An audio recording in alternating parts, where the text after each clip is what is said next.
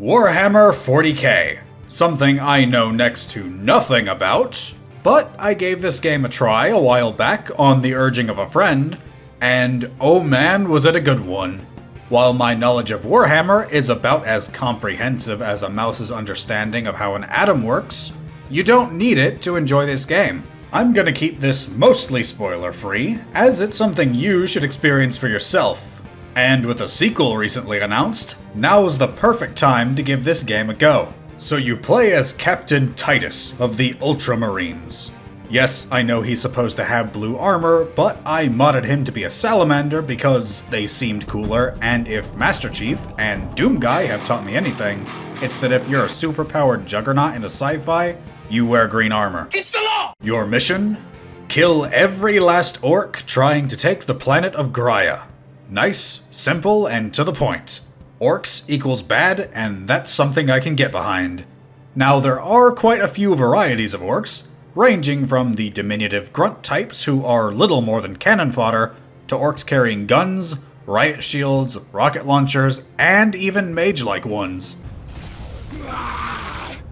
My boys want to give you a proper greeting!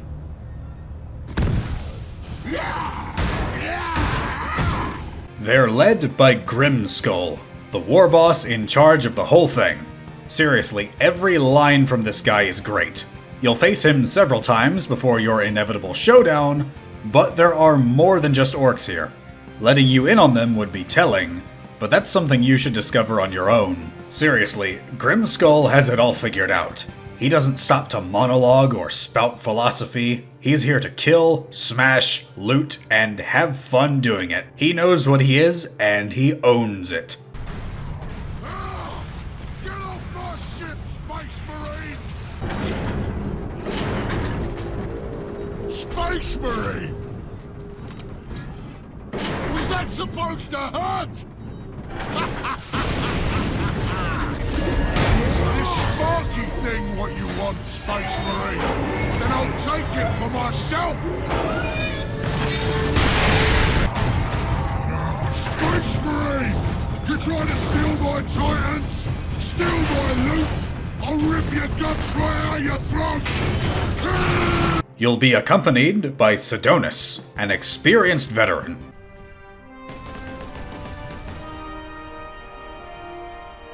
Sergeant, I see you found something to keep you busy. Worry not, Captain. I've saved some orcs for you. And Leandros. Seriously, nobody likes Leandros. I don't like him, you won't like him. He's just that little baby rules lawyer that just wants to ruin everything for everyone.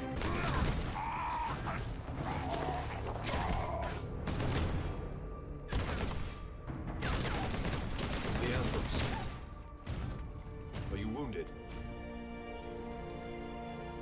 The Codex Astartes warns against using jump packs to leap blindly into enemy fire, and for good reason. Your days as a novice are behind you. Why do you still interpret the Codex so narrowly? I looked at its rules for guidance. We all do. But there are also benefits to thinking for yourself, Codex Astartes leaves no room for doubt. You cannot touch the warp and emerge unscathed. The Codex Astartes is a set of rules. They guide us, shape us as Ultramarines, teach us to hold duty and honor sacred above all. But how we live with those rules is the true test of a Space Marine. And you have failed. While these two will be with you for most of the game, don't count on them too much. Their damage output is minimal, and they don't really accomplish much. It's going to be mostly on you to get the job done. But Dual-Wielder, how am I going to face all these enemies, you ask? Well, you'll have access to a wide array of weapons to tear your way through the Green Menace. Your first weapon will be the Bolter Pistol. Its damage and accuracy aren't that great, and against larger numbers of enemies, you'll often find yourself reloading all too frequently. Its only real upside is that it has unlimited ammo, which can come in handy later in the game when your more powerful guns chew through it all. You'll later upgrade it to a plasma pistol, which is somewhat more effective, but most of its shortcomings still apply. You can never swap it out for another gun, so it mostly gets relegated to an oh crap button. Your first real weapon will be the bolter. It's the epitome of a balanced weapon in this game. It doesn't really have any major upsides, but it doesn't really have any major drawbacks either. It does decent damage, has a pretty healthy amount of reserved ammo, and if you fire in bursts, or treat it like it's semi-auto, it has great accuracy. You'll come across a few upgrades for it, helping it stay relevant. But some late-game enemies are so incredibly tanky that you'll want to use your more powerful weapons instead. Overall though, it's a great weapon to have on hand, especially to mop up smaller enemies so that you can use your other guns to deal with the more dangerous opponents.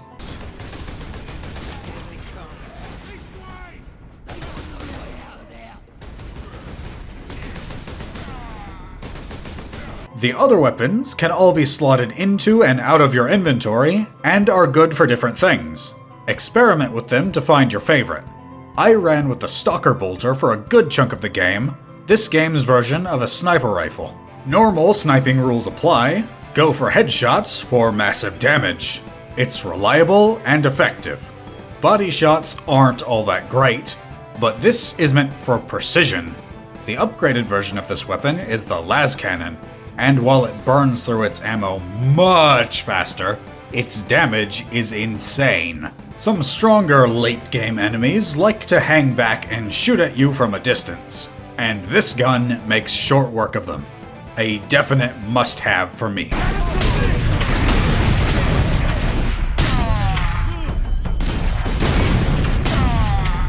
The Melta-Gun is a shotgun on steroids, straight up deleting normal enemies and heavily damaging anything that survives. For enemies that bum rush you, this thing can put them in their place quickly. You'll want to be a bit conservative with its ammo though, as spamming it can cause you to run dry in short order.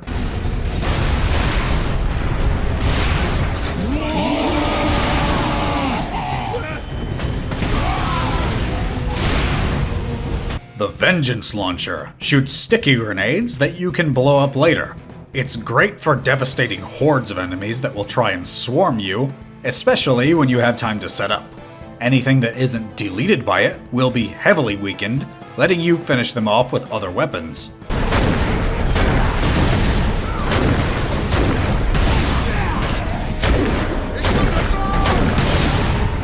But my favorite gun is the Storm Bolter. The rate of fire on this thing is almost a beam, and it triggers a dopamine rush in my brain that's difficult to describe. Its spread is drastic though, especially if you hold down the trigger, but it rips apart anything in its range, and its ammo count lets it last longer than the Melta-Gun.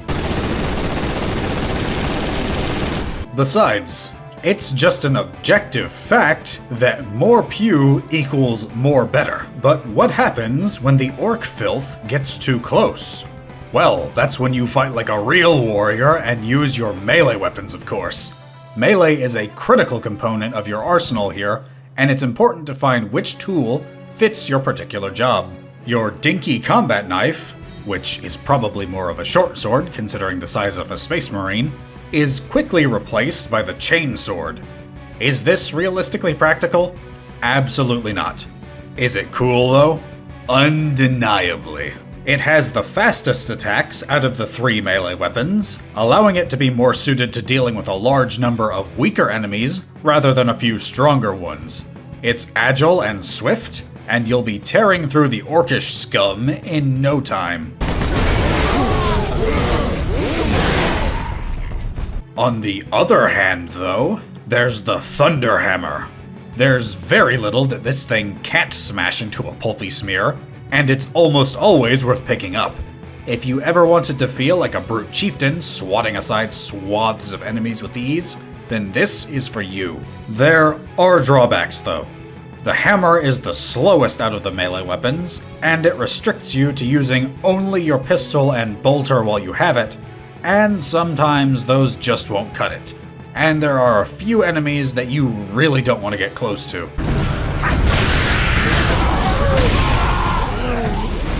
The go-between of these two extremes is the Power Axe, and it's the weapon that I use the most. It does more damage than the Chainsword, but less than the Thunderhammer. Likewise, it's faster than the Thunderhammer, but slower than the Chainsword. It's just got a good mix of traits, even if it isn't as flashy as the other two.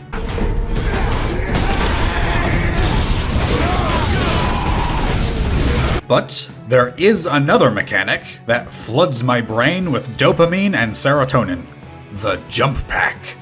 This allows you to shoot up into the air and then slam down, dealing massive AoE damage to anything nearby, killing most foes on contact. Unfortunately, you only get it a handful of times, so make the most of it when you get it.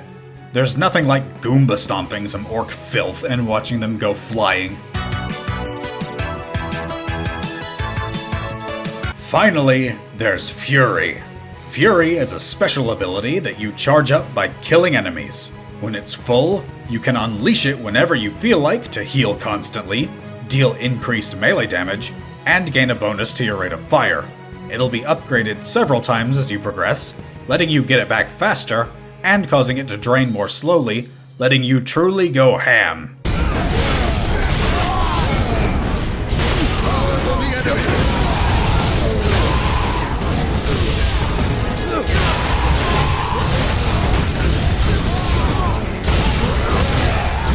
So you've got a ton of tools of the trade to help you take to task the troubling troglodyte terrors tarrying in your territory. But what about when you take damage? How are you going to counter that? Well, that's when you get to act like a real warrior. Stun enemies in melee, and you can overpower them, smashing them to bits to regain your health. It's incredibly cathartic, and a great way to burn off some stress. That Karen that brought her screeching spawn into a public space? Boom! That troll who threw the match for your team? Bam! Your greedy boss who's never had to do anything themselves? See ya!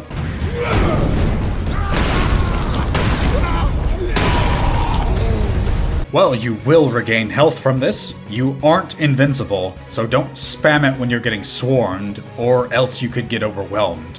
But in a pinch, you can turn a fight around and send the orcs back to whatever realm they crawled out of. So let's get on to scoring, shall we?